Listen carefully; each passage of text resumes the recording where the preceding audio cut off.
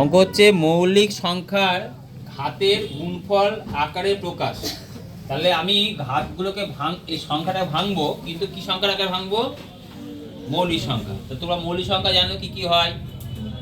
কত কত হয়? 2, 3, 5, 7, 11, 13, 17 এগুলো দিয়ে ভাঙবো। কখনোই 4, 6, 8, 9 দিয়ে ভাঙবো না। তাহলে এটা 81 কয় ভাগ করা যায়? 3 দিয়ে।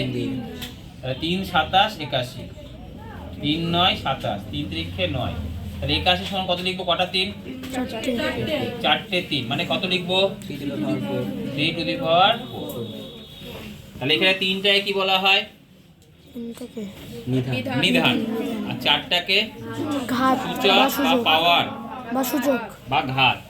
তাহলে 144 কত ভাঙা যাবে? 2 দিয়ে। 2 দিয়ে ভাঙলে কত হয়? 72।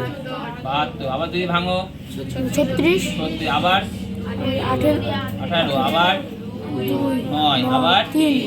3 3 9। তাহলে 144 সমান কটা 2? 4টে 2। আর কটা 3? 3 দুটো। তাহলে 4টে 2 এর জন্য কেমন লিখবে? 2 টু দি পাওয়ার 4 গুণিত 3 এর স্কয়ার, তাই তো? এইভাবে এই অঙ্কগুলোকে বলা হয় মৌলিক সংখ্যার ঘাতের গুণফল আকারে প্রকাশ। এবার ধরো অঙ্ক আছে, একটা শূন্যস্থান দিলাম। শূন্যস্থানে এরকম যে 625 সমান 25 টু দি পাওয়ার কত হবে? থাকতে পারে অঙ্ক। তাহলে সেক্ষেত্রে কিন্তু আমার 625কে কত ভাঙতে হবে? 25 দিয়েই ভাঙতে হবে।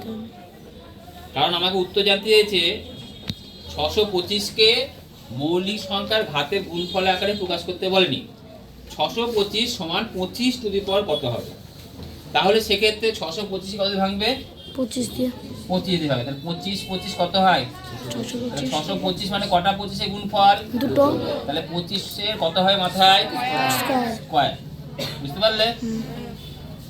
কিন্তু অঙ্ক যদি বলতো যে 625 সমান 5 টু দি পাওয়ার কত, তাহলে 625 কত ভাঙতে হবে? আমি 5 দিয়ে ভাঙতাম। 625 যদি 5 দিয়ে ভাঙা হয়, 5 25, 5 5 25, কটা 5? তাহলে 5 টু দি পাওয়ার কত হবে? বুঝতে পারলে? ক্লিয়ার হয়েছে? সহজ অঙ্ক তো, নিজে করবে।